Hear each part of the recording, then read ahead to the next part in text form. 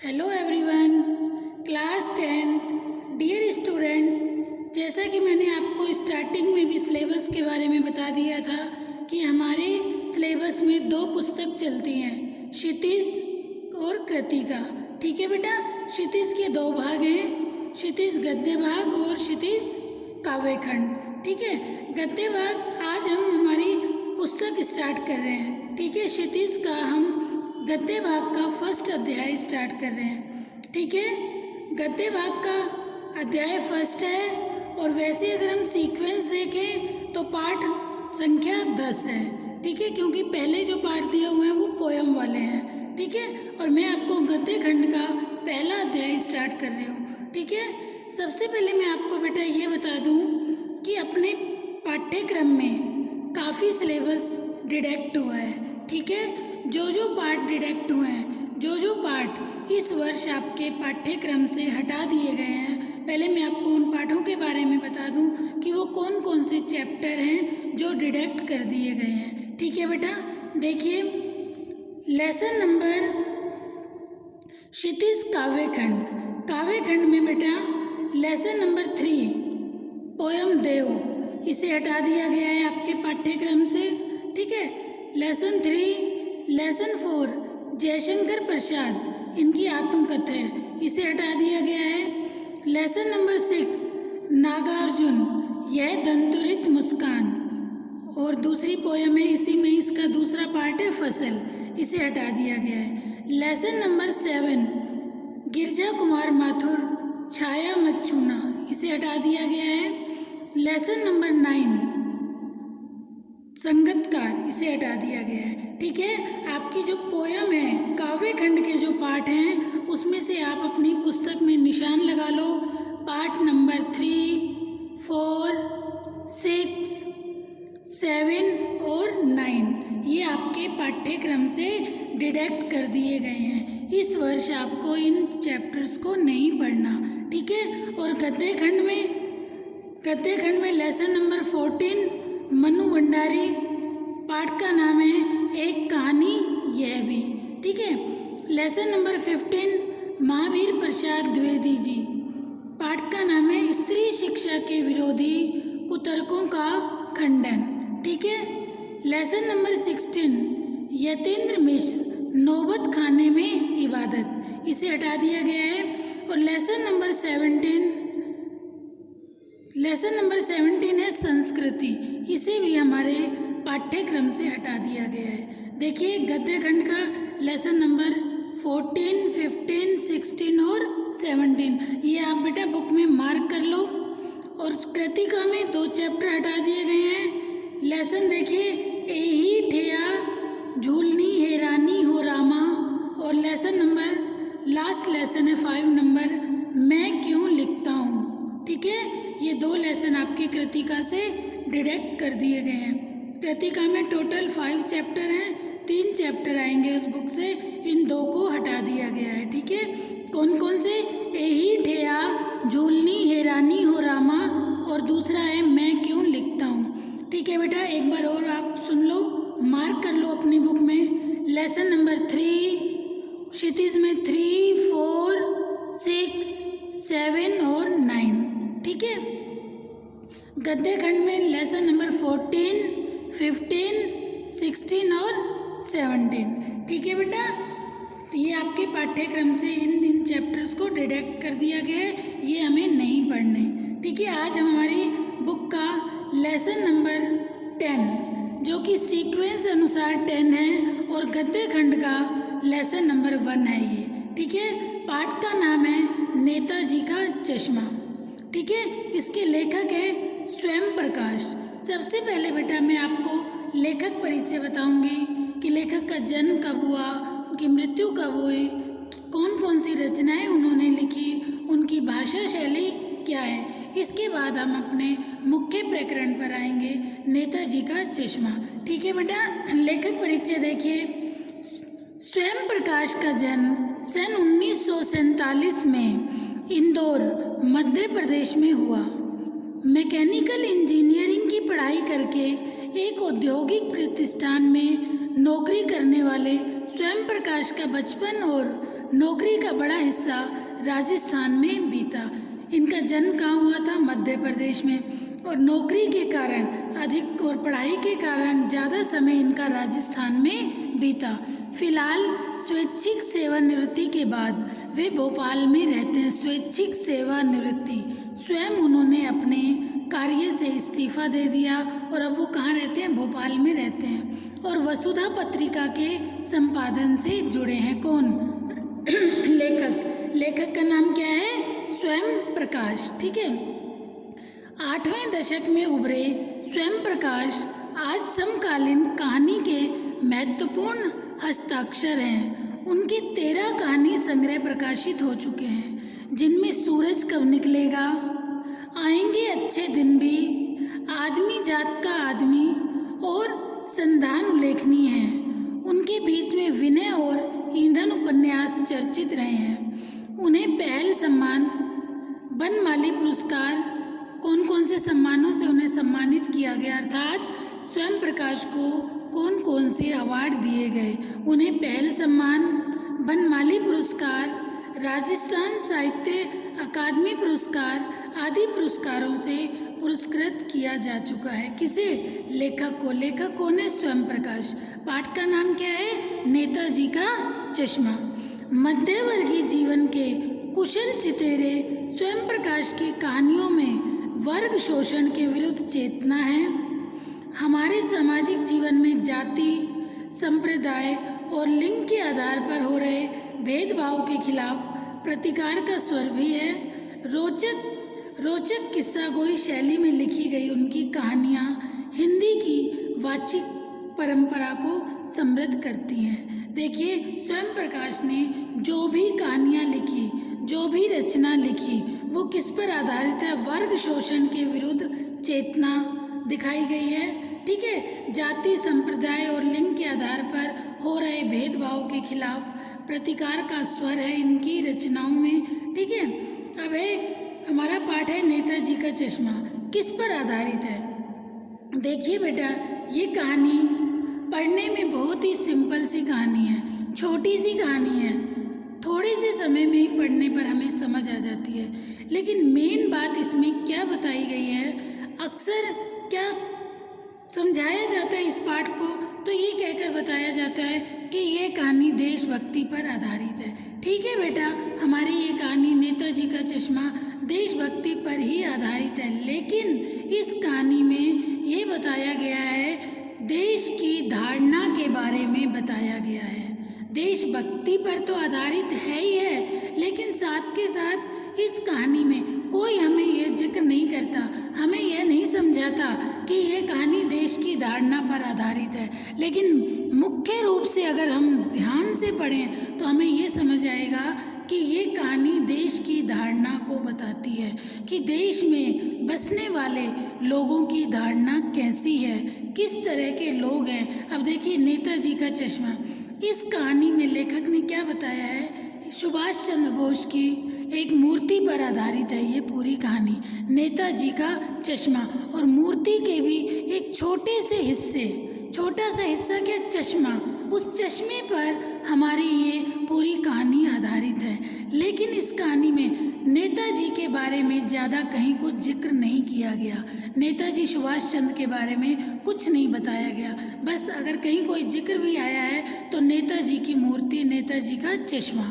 ठीक है। और इसका जो मुख्य पात्र है कैप्टन चश्मे वाला, जो कहानी का मुख्य कैरेक्टर है वो है कैप्टन चश्मे वाला, लेकिन यहाँ भी उसका कहीं नाम नहीं दिया गया। तो ऐसा लगता है कि लेखक ने शायद इसका नाम नहीं बताया हो। तो ये जो पूरी कहानी है वो कैप्टन चश्मे वाले पर आधारित है। ठीक है।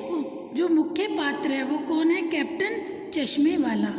ठीक है। और ये कहानी लोगों की अवधारणा पर आधारित है कि लोगों की अवधारणा देश के प्रति कैसी है, देशभक्ति के प्रति लोगों की अवधारणा कैसी है। ठीक है। क्या होता है, हम सामान्यतः देखते हैं कि जो स्वतंत्रता सेनानी हैं उनके प्रति हमारे हृदय में बहुत अधिक प्रेम होता है। ठीक है, हम उनका आदर करते हैं, सम्मान करते हैं कि जो भी हमारे फ्रीडम फाइटर हैं, जिनकी वजह से हमें आज ये स्वतंत्रता मिली, आज हम ये स्वतंत्रता का जीवन व्यतीत कर रहे हैं, तो हम उन स्वतंत्रता सेनानियों को हमें शत शत नमन करना चाहिए। लेकिन कुछ लोगों की धारणा ऐसी भी होती है, कुछ ऐसे लोग भी हैं हमारे ही देश में, हमारे ही समाज में, हमारे ही आसपास, कि जो व्यक्ति इन स्वतंत्रता सेनानियों के प्रति अपने हृदय में देशभक्ति की भावना जागृत करता है, इनके प्रति प्रेम दिखाता है, ऐसे लोग हैं जो ऐसे लोगों के ऊपर हंसते हैं, उनकी मजाक उड़ाते हैं, ठीक है। स्वयं तो उनके हृदय में स्वतंत्रता सेनानियों के प्रति देश प्रेम की भावना नहीं है, बल्कि जो व्यक्ति ऐसा करते हैं उनकी मजाक भी उड़ाते हैं। यही इस कहानी में बताया गया है कि देशभक्ति क्या है और देश के लोगों की अवधारणा क्या है, लोगों की धारणा कैसी है लोगों के प्रति। हर तरह के लोग हमारे देश में हैं, हमारे समाज में हैं, हमारे मुल्क में हैं। यही ये कहानी हमें बताती है, नेताजी का चश्मा। ठीक है, देखिए, चारों ओर सीमाओं से घिरे भूभाग का नाम ही देश नहीं होता। देश सिर्फ यही नहीं जो चारों ओर से घिरे भूभाग का नाम ही सिर्फ देश नहीं होता। देश बनता है उनमें रहने वाले सभी नागरिकों से, नदियों, पहाड़ों, पेड़ पौधों, वनस्पतियों, पशु पक्षियों से, और इन सब में प्रेम करने तथा इनकी समृद्धि के लिए प्रयास करने का नाम ही देशभक्ति है। क्या बताया? देशभक्ति सिर्फ यही नहीं कि लोग एक साथ रहते हैं, ठीक है, नदियां हैं, पहाड़ हैं, पेड़ पौधे हैं, वनस्पति है, पशु पक्षी हैं, और इन सब में प्रेम करने तथा उनकी समृद्धि के लिए प्रयास करने का नाम ही देशभक्ति है। सिर्फ लोगों का होने से ही देश नहीं है, ठीक है। चारों ओर सीमाओं से घिरे भूभाग का नाम ही देश नहीं होता, बल्कि देश होता है देश में रहने वाले सभी नागरिक, चाहे वो जीव जंतु हैं, चाहे वो पशु पक्षी हैं, चाहे वो मनुष्य हैं। उनमें आपसी प्रेम होना चाहिए, आपसी प्यार होना चाहिए, ठीक है, और एक दूसरे की समृद्धि के लिए हमेशा प्रयास होना चाहिए। उसे ही हम देशभक्ति का नाम देते हैं। नेताजी का चश्मा कहानी कैप्टन चश्मे वाले के माध्यम से देश के करोड़ों नागरिकों के योगदान को रेखांकित करती है। देखिए, हमारा जो मुख्य प्रकरण है वो क्या है? नेताजी का चश्मा। पाठ का नाम क्या है? नेताजी का चश्मा। यह कहानी एक कैप्टन चश्मे वाले के माध्यम से देश के करोड़ों नागरिकों के योगदान को रेखांकित करती है, देश के करोड़ों नागरिकों की धारणा को बताती है कि देश में किस तरह के लोग रहते हैं। ऐसे लोग भी हैं जिनके हृदय में देश के प्रति बहुत अधिक देश प्रेम की भावना है। ऐसे लोग भी हैं जिनके हृदय में स्वतंत्रता सेनानियों के प्रति प्रेम है, श्रद्धा है, और दूसरे ऐसे लोग भी हैं जो उन्हीं लोगों की मजाक उड़ाते हैं। ठीक है, नेताजी का चश्मा कहानी में कैप्टन चश्मे वाले के माध्यम से देश के करोड़ों नागरिकों के योगदान को रेखांकित करती यह कहानी है, जो इस देश के निर्माण में अपने अपने तरीके से सहयोग करते हैं। करोड़ों लोग इस देश के निर्माण में अपने अपने तरीके से सहयोग करते हैं। यह कहानी कहती है कि बड़े ही नहीं, बच्चे भी इसमें शामिल हैं। ये कहानी हमें यह बताती है कि देश प्रेम की भावना बच्चों में भी है, सिर्फ बड़ों में ही नहीं बल्कि बच्चों में भी देश प्रेम की भावना है। इस कहानी के माध्यम से हमें यह पता चलेगा कि देश में सिर्फ बड़े ही नहीं बल्कि बच्चों के हृदय में भी अपने देश के प्रति, अपने फ्रीडम फाइटर्स के प्रति, स्वतंत्रता सेनानियों के प्रति देश प्रेम की भावना है। ठीक है बेटा, जैसा कि मैंने आपको बताया, ये कहानी एक कैप्टन चश्मे वाले के माध्यम से हमारे देश के लोगों की धारणा को बताती है कि लोगों के अंदर कैसी धारणा है, कैसे कैसे लोग हैं। हर तरह के लोग इस देश में मौजूद हैं। ठीक है, नेताजी का चश्मा पाठ में यही लेखक स्वयं प्रकाश ने बताया है। ये कहानी देशभक्ति की भावना पर आधारित है।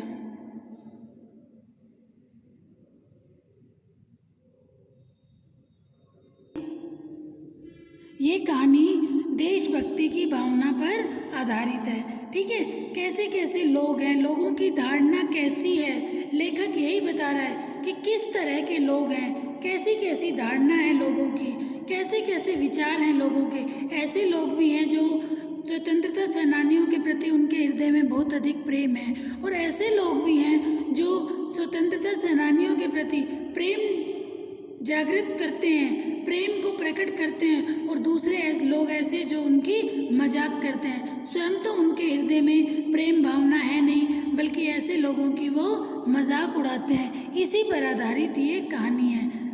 देखिए, पाठ का नाम नेताजी का चश्मा। हालदार साहब को हर 15वें दिन कंपनी के काम के सिलसिले में उस कस्बे से गुजरना पड़ता था। हालदार साहब को हर 15वें दिन कंपनी के काम के सिलसिले से उस कस्बे से गुजरना पड़ता था। कस्बा बहुत बड़ा नहीं था जिसे पक्का मकान कहा जा सके, वैसे कुछ ही मकान, और जिसे बाजार कहा जा सके वैसा एक ही बाजार था। देखिए, छोटा सा कस्बा है, थोड़े बहुत पक्के मकान थे, छोटा सा बाजार था। कस्बे में एक लड़कों का स्कूल, एक लड़कियों का स्कूल, एक सीमेंट का छोटा सा कारखाना, 2 ओपन एयर सिनेमा घर। ओपन एयर सिनेमा घर से तात्पर्य है कि सिनेमा घर जो था उसकी इमारतें नहीं थी, अर्थात ओपन में ही फिल्म देखी जाती थी। वो कोई बिल्डिंग बनी हुई नहीं थी, हॉल इस तरीके का नहीं था कि उसकी इमारतें बड़ी बड़ी हों या इमारत अच्छे से बनाई गई हो, बल्कि ओपन में ही सिनेमा घर चलता था। और एक ठो नगर पालिका भी थी, और एक ही नगर पालिका थी। नगर पालिका भी तो कुछ ना कुछ करती भी रहती थी। देखिए, बताया है कि एक छोटा सा कस्बा था जहाँ एक नगर पालिका थी, एक लड़कों का स्कूल, एक लड़कियों का स्कूल, और नगर पालिका भी समय समय पर कुछ ना कुछ काम करती रहती थी। कभी कोई सड़क पक्की करवा दी, कभी कुछ पेशाब घर बनवा दिए, कभी कबूतरों की छतरी बनवा दी, तो कभी कवि सम्मेलन करवा दिया। इसी नगर पालिका के किसी उत्साही बोर्ड या प्रशासनिक अधिकारी ने एक बार शहर के मुख्य बाजार के मुख्य चौराहे पर एक बार क्या निर्णय लिया गया कि शहर के मुख्य बाजार के मुख्य चौराहे पर नेताजी सुभाष चंद्र बोस की एक संगमरमर की प्रतिमा लगवा दी। ठीक है, किसी बोर्ड या प्रशासनिक अधिकारी ने एक बार नेताजी की एक मूर्ति बाजार के मुख्य चौराहे पर, आप लोग देखते हो ना जगह जगह सर्किल पे, कहीं भगत जी की मूर्ति है तो कहीं अम्बेडकर की है, तो कहीं सुभाष चंद्र बोस की मूर्ति होती है, कहीं गांधी जी की मूर्ति होती है। तो ऐसे ही उस नगर पालिका में, उस कस्बे में एक अधिकारी ने सुभाष चंद्र बोस की एक संगमरमर की प्रतिमा लगवा दी। यह कहानी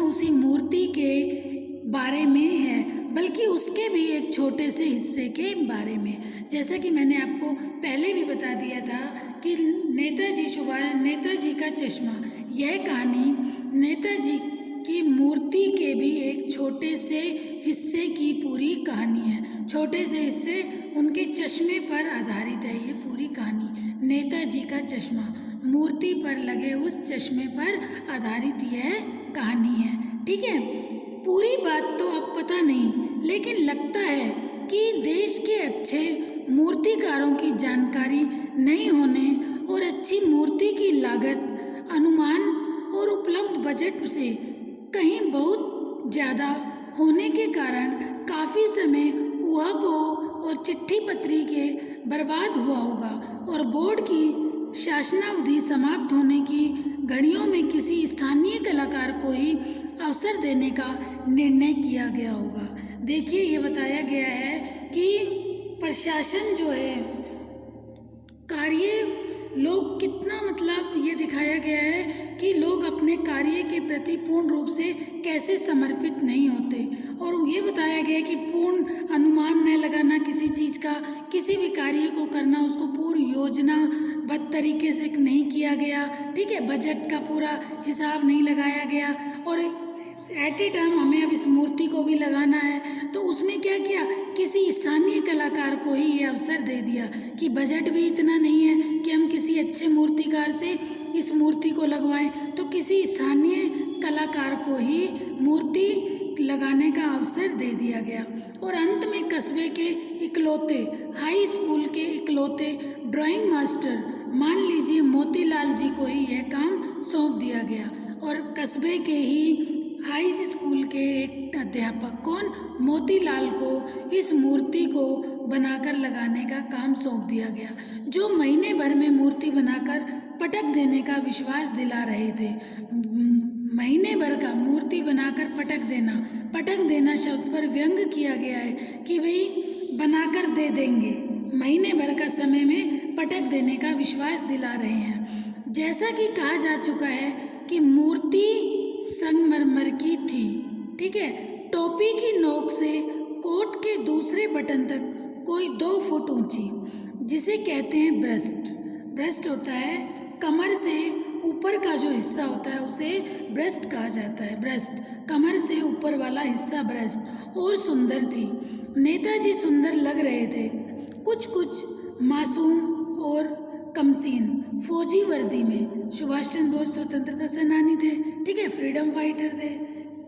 मूर्ति को देखते ही इनका नारा था दिल्ली चलो, ठीक है, इनके नारे थे क्या, दिल्ली चलो, तुम मुझे खून दो मैं तुम्हें आज़ादी दूंगा वगैरह याद आने लगते थे उस संगमरमर की मूर्ति को देखते ही। वो मूर्ति किसकी थी जो बीचों बीच चौराहे में लगी थी, सुभाष चंद्र बोस की। उस मूर्ति को किससे बनवाया गया था, हाई स्कूल के एक ड्राइंग मास्टर मोतीलाल ने 1 महीने में उस मूर्ति को बनाकर तैयार कर दिया गया था, ठीक है। और उस मूर्ति को देखते ही, उस सुभाष चंद्र बोस की उस मूर्ति को देखते ही हमें उनके द्वारा लगाए गए नारों की याद आ जाती है, तुम मुझे खून दो मैं तुम्हें आज़ादी दूंगा, दिल्ली चलो, हमें हमारे वो स्वतंत्रता सेनानियों की याद दिला जाती है, वह लगी हुई मूर्ति वगैरह याद आने लगते थे। इस दृष्टि से यह सफल और सराहनीय प्रयास था। केवल एक चीज की कसर थी जो देखते ही खटकती थी। लेखक क्या कह रहे हैं, मूर्ति में अगर कमी थी तो सिर्फ एक ही चीज की थी जो देखते ही खटकती थी। वो कमी क्या थी, नेताजी की आंखों पर चश्मा नहीं था। नेताजी की आंखों पर कोई भी चश्मा नहीं लगा हुआ था, यानी चश्मा तो था, सुभाष चंद्र बोस हमेशा चश्मा डालते थे, नेताजी की मूर्ति पर चश्मा लगा तो हुआ था लेकिन संगमरमर का नहीं था। मूर्ति पूरी नेताजी की जो लगी हुई थी वो किसकी थी, संगमरमर की थी। किसने बनाया था, हाई स्कूल के कस्बे के ही हाई स्कूल के एक मास्टर मोतीलाल द्वारा उस मूर्ति का निर्माण कराया गया था, जिसने एक समय अवधि क्या दी थी, 1 महीने में ही मूर्ति को बनाकर पटक देंगे, ठीक है। और मूर्ति संगमरमर की थी लेकिन उस पर चश्मा, एक सामान्य और सचमुच के चश्मे का थोड़ा काला फ्रेम मूर्ति को पहना दिया गया था। देखिए मूर्ति तो थी किसकी, संगमरमर की, और मूर्ति पर लगा जो चश्मा था वो रियल का था। हालदार साहब जब पहली बार उस कस्बे से गुजरे और चौराहे पर पान खाने रुके तभी उन्होंने इसे लक्षित किया। हालदार साहब जब पहली बार उस कस्बे से गुजरे तो उन्होंने इस चीज़ को लक्षित किया, अर्थात इस चीज़ पर उनका ध्यान गया कि मूर्ति तो संगमरमर की बनी हुई है, ठीक है, और उस पर जो चश्मा है उनके चेहरे पर एक कौतुक भरी मुस्कान फैल गई। वाह भाई वाह, यह आइडिया भी ठीक है, मूर्ति पत्थर की लेकिन चश्मा रियल का। हालदार साहब कस्बे में हर 15 दिन में कंपनी के काम से हालदार साहब को उस कस्बे में आना पड़ता था। और हालदार साहब ने क्या देखा कि बीचों बीच चौराहे पे, बाजार के चौराहे पे बीचों बीच एक सुभाष चंद्र बोस की मूर्ति लगी है। देखते ही अचानक से कौतुक भरी मुस्कान उनके चेहरे पर भर गई। क्या देखकर? उन्होंने देखा कि मूर्ति तो किसकी है? संगमरमर की। संगमरमर की मूर्ति है, लेकिन उस पर जो चश्मा लगा है वो चश्मा कैसा है? रियल का। जीप कस्बा छोड़कर आगे बढ़ गई। तब भी हालदार साहब इस मूर्ति के बारे में ही सोचते रहे। जीप आगे चली गई उस कस्बे से, लेकिन हालदार साहब दिमाग में उस मूर्ति के बारे में ही सोचते रहे और अंत में इस निष्कर्ष पर पहुंचे कि कुल मिलाकर कस्बे के नागरिकों का यह प्रयास सराहनीय ही कहा जाना चाहिए। हालदार साहब देखिए, जब थोड़ा आगे चले गए, आगे जाने के बाद भी हालदार साहब उस मूर्ति के विषय में ही सोचते रहे। क्या सोच रहे थे? उन्होंने क्या देखा था बेटा? मूर्ति तो संगमरमर की है, ठीक है, और उस पर चश्मा कैसा लगा हुआ है? रियल का, वास्तविक चश्मा लगा हुआ है, मूर्ति संगमरमर की। तो हालदार साहब रास्ते में सोच रहे थे कि जिस भी व्यक्ति का यह निर्णय है, कुल मिलाकर कस्बे के नागरिकों का ही यह प्रयास रहा होगा, उन्हीं में से ही तो किसी ने यह निर्णय दिया होगा। यह कार्य सराहनीय है, प्रशंसा योग्य है। महत्व मूर्ति के रंग रूप। लेखक क्या कह रहे हैं? लेखक कौन है? स्वयं प्रकाश। लेखक क्या कह रहे हैं? महत्व मूर्ति के रंग रूप या कद का नहीं, उस भावना का है, वरना तो देशभक्ति भी आजकल मजाक की चीज होती जा रही है। देखिए बेटा, इस लाइन को अंडरलाइन कर लीजिए। लेखक क्या कह रहे हैं? महत्व मूर्ति के रंग रूप या कद का नहीं। लेखक क्या सोचता जा रहा है और क्या सोच रहा है कि महत्व इस बात का नहीं कि मूर्ति का रंग क्या है, रूप कैसा है, मूर्ति दिखने में कैसी है, उसका कद कैसा है, बल्कि महत्व इस बात का है, उस भावना का है, वरना जो देशभक्ति भी आजकल मजाक की चीज होती जा रही है। लेखक ने क्या देखा? महत्व तो इस बात का है कि लोगों के अंदर आज भी देशभक्ति की भावना है कि वो मूर्ति को बिना चश्मे के नहीं देख सकते, और उन्होंने मूर्ति पर रियल का चश्मा लगा दिया। तो लेखक क्या कह रहा है? वरना देशभक्ति तो आजकल मजाक की चीज बन गई। आजकल के लोगों को हम देखते हैं, जैसे कि मैंने आपको अध्याय स्टार्ट करते ही शुरू में आपको मैंने ये बात बता दी थी कि ये कहानी नेताजी का चश्मा देशभक्ति की भावना पर आधारित तो है ही है, लेकिन साथ के साथ ये देश के लोगों की धारणा के बारे में भी बताती है कि लोगों में कैसी धारणा है, किस किस तरह के लोग हमारे देश में बसते हैं। तो लेखक को यह सब देखकर अच्छा लगा कि लोगों में देशभक्ति की भावना है, तभी तो वो मूर्ति पर को बिना चश्मे के देखना पसंद नहीं करते। और मूर्ति पर कैसा चश्मा लगा हुआ था? रियल का चश्मा लगा हुआ था। दूसरी बार जब हालदार साहब उधर से गुजरे, हालदार साहब को तो कंपनी के काम से उस कस्बे में हर 15 दिन बाद 20 दिन बाद आते ही रहना होता था, काम से आते थे वो। जब दूसरी बार हालदार साहब उधर से गुजरे तो उन्हें मूर्ति पे कुछ अंतर दिखाई दिया। देखिए, उन्होंने फिर मूर्ति की तरफ देखा तो उन्हें मूर्ति पर कुछ अंतर दिखाई दिया। ध्यान से देखा तो पाया कि चश्मा दूसरा है। अब देखिए, हालदार साहब जो थे उन्हें हर थोड़े समय बाद, हर 15-20 दिन बाद हालदार साहब को अपने कस्बे में काम के लिए, कंपनी के काम के लिए हालदार साहब को आना होता था।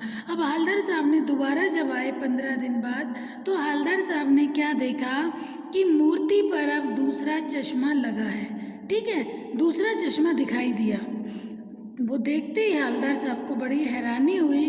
उन्होंने मूर्ति में अंतर दिखा, ध्यान से देखा तो पाया कि चश्मा दूसरा है, मूर्ति में अंतर लगा उन्हें। और उन्होंने क्या देखा कि चश्मा अब इस बार दूसरा लगा है। पहले मोटे फ्रेम वाला चौकोर चश्मा था जो शुरू में उन्होंने देखा था, तो सुभाष चंद्र बोस की मूर्ति पर पहले मोटे फ्रेम वाला चौकोर चश्मा था, अब तार के फ्रेम वाला गोल चश्मा है। तो उन्होंने देखा कि पहले चौकोर चश्मा था, मोटे फ्रेम का था, और अब ये तार वाला दूसरा चश्मा है। हालदार साहब का कौतुक और बढ़ा। कौतुक मतलब हालदार साहब के अंदर और अधिक जिज्ञासा बढ़ी और उन्हें और अच्छा लगा ये देखकर। वाह भाई, क्या आइडिया है! मूर्ति कपड़े नहीं बदल सकती, लेकिन चश्मा तो बदल ही सकती है। बड़ा अच्छा लगा हालदार साहब को। कौतुक था और अधिक कौतुक उनके हृदय में बढ़ा और उन्हें लगा वाह क्या आइडिया है यहाँ के नागरिकों का, यहाँ के लोगों का, कि मूर्ति कपड़े नहीं बदल सकती लेकिन मूर्ति चश्मा तो बदल सकती है। पहले हवलदार साहब आए तो उन्होंने क्या देखा, मूर्ति पर कैसा चश्मा लगा था, मोटे फ्रेम वाला चश्मा लगा हुआ था, ठीक है। और जब दोबारा हवलदार साहब आए तो उन्होंने क्या देखा, गोल चश्मा पतली तार का लगा है। देखकर हवलदार साहब को बहुत अच्छा लगा कि वह लोगों की कितनी अच्छी धारणा है, नागरिकों के कितने अच्छे विचार हैं, उनके हृदय में कितने अपने स्वतंत्रता सेनानियों के प्रति प्रेम है। तभी तो कि उन्हें लग रहा है कि मूर्ति कपड़े नहीं बदल सकती तो हम कम से कम मूर्ति का चश्मा तो बदल सकते हैं। हवलदार साहब तीसरी बार फिर आए तो उन्हें नया चश्मा था। तीसरी बार फिर आए, जैसा कि मैंने आपको शुरू में ही बेटा बता दिया कि हवलदार साहब को हर थोड़े दिन में अपने काम से इस कस्बे में आना होता था। अब जब हवलदार साहब दोबारा आए, तीसरी बार आए, तो उन्होंने देखा मूर्ति पर तीसरी बार फिर नया चश्मा था। हवलदार साहब की आदत पड़ गई हर बार कस्बे से गुजरते समय चौराहे पर रुकना, पान खाना और मूर्ति को ध्यान से देखना। ये हवलदार साहब की एक आदत सी बन गई। जब भी वो आते थे उस चौराहे पर रुकते थे, मूर्ति को देखते थे और वहाँ पर पान खाते थे। एक बार जब कौतूहल दुर्दमय हो उठा, अर्थात अब हवलदार साहब के हृदय में जिज्ञासा बहुत अधिक बढ़ गई। अब उन्हें लगा कि अब मुझे कुछ पूछना चाहिए। उन्हें लगा हो उठा तो पान वाले से ही पूछ लिया, क्यों भाई क्या बात है। प्रश्नवाचक चिन्ह ने प्रश्न किया हवलदार साहब ने। किससे प्रश्न किया? जिस पान वाले की दुकान खोखे पर रुककर हवलदार साहब पान खाते थे, क्योंकि हवलदार साहब की जिज्ञासा बड़ी, जिज्ञासा होती है किसी चीज़ को जानने की इच्छा।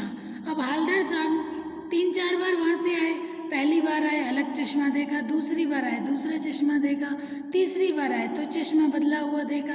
तो हवलदार साहब से अब रहा नहीं गया और हवलदार साहब ने पान वाले से पूछा, क्यों भाई क्या बात है, यह तुम्हारे नेताजी का चश्मा हर बार बदल कैसे जाता है?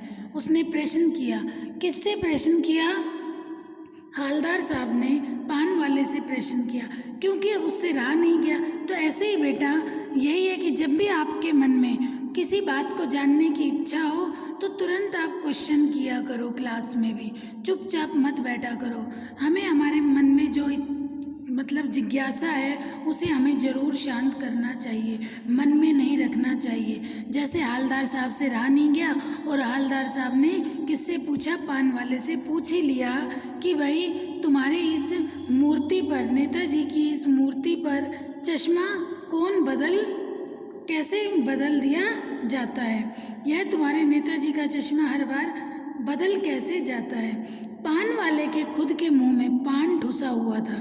अब ये पान इन पंक्तियों में पान वाले के व्यक्तित्व के बारे में बताया गया है कि पान वाले का बाह्य व्यक्तित्व कैसा लगता था। पान वाले के खुद के मुंह में पान ठुसा हुआ था, मुंह में पान ठूस रखा था। वह एक काला मोटा और खुश मिजाज आदमी था। काला मोटा खुश मिजाज। हवलदार साहब का प्रश्न सुनकर वह आंखों ही आंखों में हंसा। हवलदार साहब के प्रश्न को सुनकर उसे हंसी आ गई। उसकी तोंद थिरकी। पीछे घूमकर उसने दुकान के नीचे पान थूका और अपनी लाल काली बत्ती सी दिखाकर बोला, कैप्टन चश्मे वाला करता है। देखिए हंसी भरा जवाब दिया उन्होंने। जब हवलदार साहब ने पान वाले से यह प्रश्न पूछा कि इस मूर्ति पर ये चश्मा कौन बदल देता है, तो उसे एक बनावटी हंसी सी आई और हंसते हुए उसने बताया कि यह कैप्टन चश्मे वाला करता है। कैप्टन चश्मे वाला पान वाले के व्यक्तित्व के बारे में बताया। काला मोटा व्यक्ति है, पान खा रहा है, ठीक है, खाते समय मुंह से थूक निकल रहा है, ठीक है, और अपनी लाल काली बत्ती से दिखाकर बोला, इस मूर्ति पर चश्मा कौन बदल देता है? कैप्टन चश्मे वाला करता है ये काम। क्या करता है? हवलदार साहब ने पूछा, क्या करता है? हवलदार साहब कुछ समझ नहीं पाए। चश्मा चेंज कर देता है, पान वाले ने समझाया। हवलदार साहब ने पूछा कि क्या कर देता है कैप्टन चश्मे वाला। पान वाले ने कहा चश्मा चेंज कर देता है। पान वाले ने समझाया। क्या मतलब, क्यों चेंज कर देता है? हालदार साहब अब भी नहीं समझ पाए। कोई ग्राहक आ गया समझो, उसको चौड़े चौखट चाहिए तो कैप्टन किधर से लाएगा, तो उसको मूर्ति वाला दे दिया, उधर दूसरा बिठा दिया। क्या बता रहा है पान वाला? हालदार साहब ने कहा कि ऐसा क्यों करता है कैप्टन? तो उसने कहा जब किसी ग्राहक को अगर मोटे फ्रेम का चश्मा चाहिए तो उस मूर्ति से हटाकर उसे दे देता है और वहाँ दूसरा चश्मा बिठा देता है। देखिए अब इसमें लेखक हमें क्या बता रहे हैं कि पान वाला जो है उसके हृदय में देश प्रेम की भावना नहीं है, और जिसके हृदय में देश प्रेम की भावना है उस कैप्टन चश्मे वाले के हृदय में देखिए देश प्रेम की कितनी अधिक भावना है। अपने स्वतंत्रता सेनानियों के प्रति उसके हृदय में कितना अधिक स्नेह है, कितना प्यार है, कितनी श्रद्धा है कि वो उस मूर्ति पर भी हमेशा अपना चश्मा बदल देता है। ठीक है, आगे मैं आपको ये बताऊंगी कि ये कैप्टन कौन है। ठीक है, कौन है कैप्टन, क्यों बदलता है, ये मैंने आपको बता दिया, क्योंकि उसके हृदय में देश प्रेम की भावना। और पान वाला किस तरीके से उसकी बात को हंसी में बताता है, तो इससे ये पता चलता है कि पान वाले के हृदय में देश प्रेम की भावना नहीं है और हमें किसी दूसरे का मजाक नहीं करना चाहिए। जैसे पान वाला एक बनावटी हंसी हंसकर उस कैप्टन के बारे में बताएगा। आगे क्या बताएगा वो हम अगली क्लास में पढ़ेंगे। आज हम इतना ही करेंगे बेटा। कोई भी डाउट हो अपना डाउट ज़रूर क्लियर करना और अपने बुक से ज़रूर रीडिंग लगाना, समझना। कोई डाउट हो तो ज़रूर मुझसे क्लियर करना। ठीक है बेटा, आज हमने कौन सा अध्याय पढ़ा था? नेताजी का चश्मा। मुझे लगता है जितना हमने पढ़ा उतना आपको अच्छे से समझ आ गया होगा। Thank you.